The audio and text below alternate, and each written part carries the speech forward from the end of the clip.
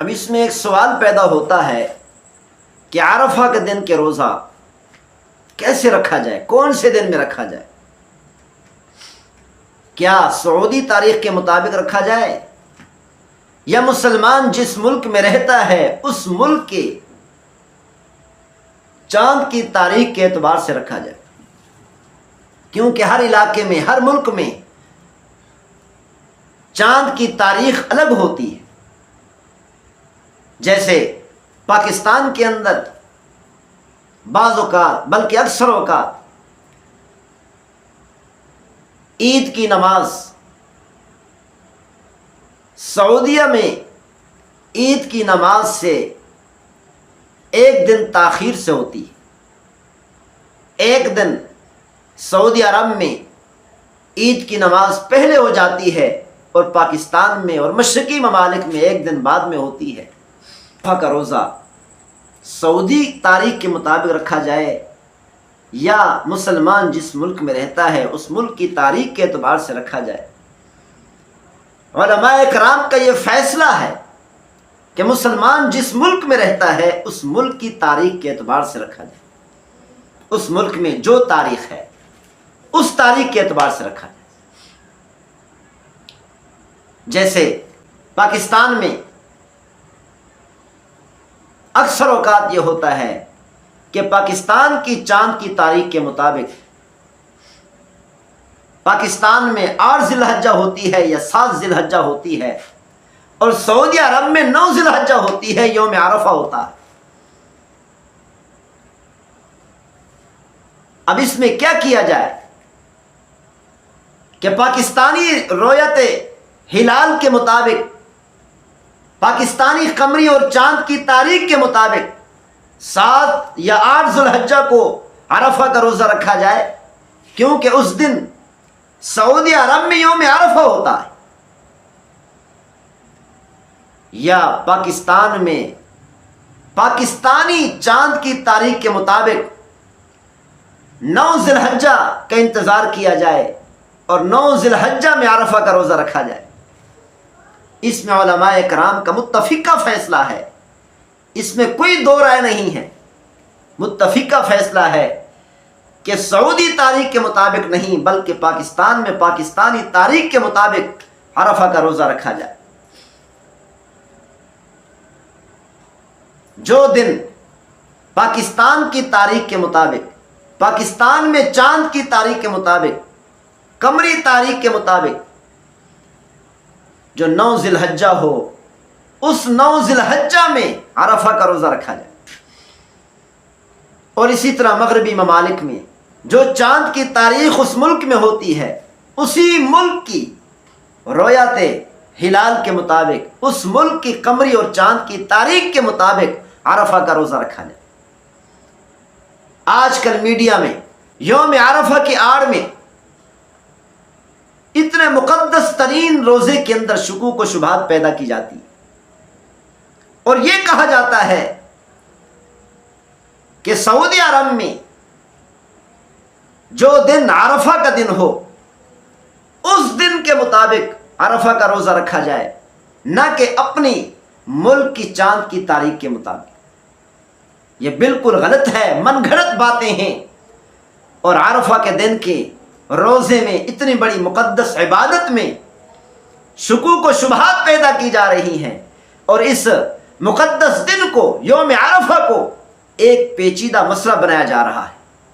اسی لیے اس سے اجتناب کریں، اپنے آپ کو بچائیں اور ایسے شکوک و شبہات میں نہ پڑیں، اور اسی طرح یوم عرفہ کو ایک پیچیدہ مسئلہ نہ بنائیں۔ جو پیچیدہ مسئلہ بنا رہے ہیں ان کی طرف توجہ نہ کریں۔ علماء کرام کی متفقہ رائے یہی ہے کہ ہر ملک میں اس کی چاند کی تاریخ کے مطابق، قمری تاریخ کے مطابق، اس ملک کے جس ملک میں مسلمان رہتے ہیں اسی ملک کے رویت ہلال کے مطابق ہر شرعی مسئلے پر عمل کیا جائے۔ رمضان مبارک کا آغاز ہے، رمضان مبارک کی انتہا ہے، عیدین کی نمازیں ہیں، یوم عاشورہ ہے، یوم عرفہ ہے، ذوالحجہ کے پہلے 10 دن ہیں، ان تمام کے تمام ایام کو مسلمان جس ملک میں رہتے ہیں اپنے ہی ملک کے چاند کی تاریخ کے مطابق، رویت ہلال کے مطابق ان احکامات پر عمل کیا جائے، یہی افضل ہے، بلکہ یہی حقیقی مسئلہ ہے۔ اگر کوئی مسلمان پاکستان میں رہتا ہے لیکن سعودی عرب کی قمری تاریخ کے مطابق عرفہ کا روزہ رکھتا ہے، وہ عرفہ کے روزہ سے محروم رہے گا۔ کیوں؟ اس لیے کہ اس دن پاکستانی رویت ہلال کے مطابق، پاکستانی چاند اور قمری تاریخ کے مطابق 8 ذوالحجہ ہوگی یا 7 ذوالحجہ ہوگی، 9 ذوالحجہ نہیں ہوگی۔ اور یہ متفقہ فیصلہ ہے شریعت کا کہ 9 ذوالحجہ ہی عرفہ کا دن ہے، 8 ذوالحجہ عرفہ کا دن نہیں ہو سکتا، 7 ذوالحجہ عرفہ کا دن نہیں ہو سکتا۔ اسی لیے اپنے آپ کو ایسی مقدس عبادت سے محروم نہ کریں، اس مقدس عبادت پر عمل کریں تاکہ اللہ تعالی ہم سب سے راضی ہو جائے۔ کیونکہ عرفہ کے دن میں 9 ذوالحجہ میں جو عبادات کی جاتی ہیں، آپ نے سن لیا، سماعت فرما لیا کہ پیغمبر صلی اللہ علیہ وسلم نے فرمایا سب سے زیادہ فضیلت والی عبادت ذوالحجہ کے پہلے 10 دنوں کی ہے، اور ان تمام 10 دنوں کے اندر یوم عرفہ کی جو عبادت ہے یہ سب سے زیادہ فضیلت رکھتی ہے۔ مسلم شریف کی روایت ہے، حضرت قریب رضی اللہ تعالی عنہ سے روایت کیا گیا، انہوں نے فرمایا، جو قریب رضی اللہ تعالی عنہ حضرت عبداللہ بن عباس رضی اللہ تعالی عنہما کے غلام ہیں، وہ فرماتے ہیں کہ عباس رضی اللہ تعالی عنہ کی زوجہ مطہرہ ام فضل رضی اللہ عنہا نے مجھے حضرت معاویہ رضی اللہ تعالی عنہ کے پاس شام میں بھیجا۔ جب میں شام میں پہنچا وہاں کچھ دن قیام کیا۔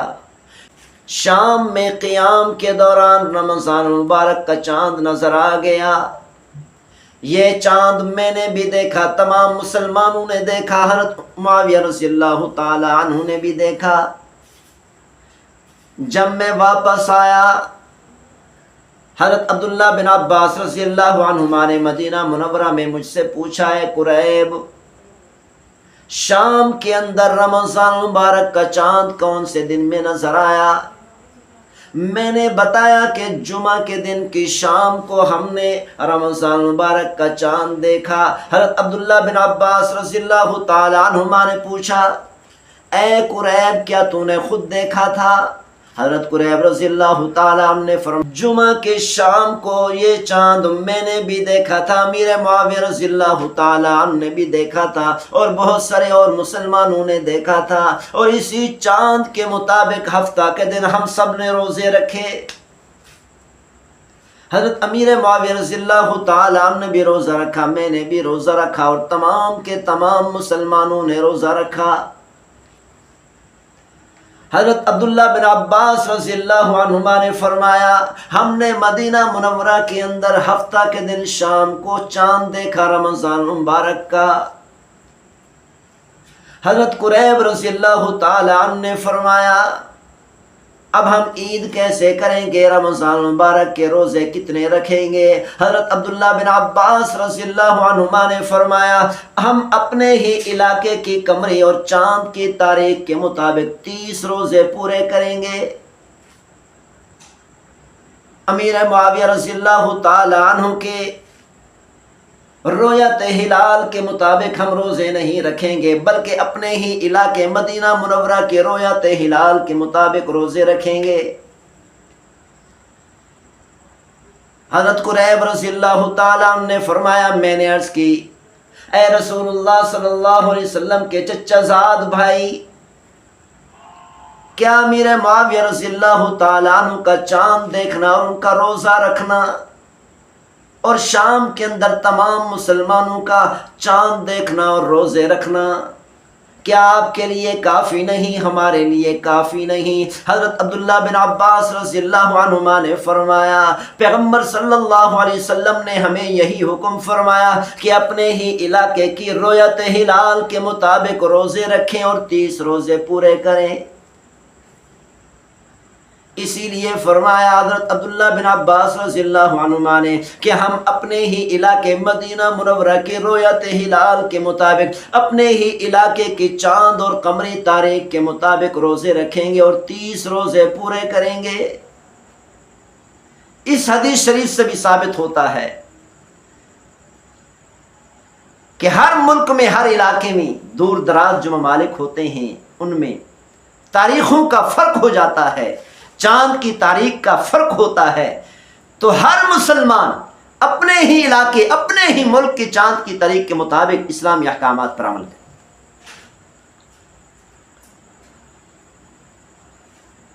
پہلے چونکہ پہلے زمانے میں سائنسی تحقیق نہیں تھی، سائنسی ٹیکنالوجی نہیں تھی، سائنسی ترقی نہیں تھی، اس وقت دوسرے ممالک کی باتیں جلدی معلوم نہیں ہو سکتی تھیں، اسی لیے اس طرح کے پیچیدہ مسائل پیش نہیں آئے۔ اور آج جدید دور میں چونکہ سائنسی ترقی ہو چکی ہے، دوسرے ممالک کی باتیں ایک ہی منٹ کے اندر پتہ چل جاتی ہیں، معلوم ہو جاتی ہیں، تو اسی لیے آج یہ پیچیدہ مسائل پیدا ہو گئے۔ تو ان تمام پیچیدہ مسائل کے اندر علماء کرام کی اقتداء کی جائے، علماء کرام سے پوچھا جائے، اور علماء کرام کی متفقہ رائے یہی ہے کہ ہر ملک کے رویت ہلال کے مطابق، ہر ملک کے قمری اور چاند کی تاریخ کے مطابق اسلامی احکامات پر عمل کیا جائے، اور اسی طرح عرفہ کا روزہ رکھا جائے۔ پاکستان میں جو یوم عرفہ ہو، 9 ذی الحجہ ہو، اسی تاریخ میں عرفہ کا روزہ رکھا جائے۔ سعودی عرب میں جو 9 ذی الحجہ ہو، اسی دن میں عرفہ کا روزہ رکھا جائے۔ مغربی ممالک میں جو دن 9 ذی الحجہ ہو، اسی دن میں عرفہ کا روزہ رکھا جائے۔ ہر مسلمان اپنے ملک اور اپنے جگہ اور اپنے علاقے کی رویت ہلال کے مطابق، قمری اور چاند کی تاریخ کے مطابق 9 ذی الحجہ کا روزہ رکھے، تاکہ اتنی بڑی فضیلت سے محروم نہ ہو۔ اللہ تعالی ہم سب کو عمل کرنے کی توفیق نصیب فرمائے۔ وما توفیقی الا باللہ۔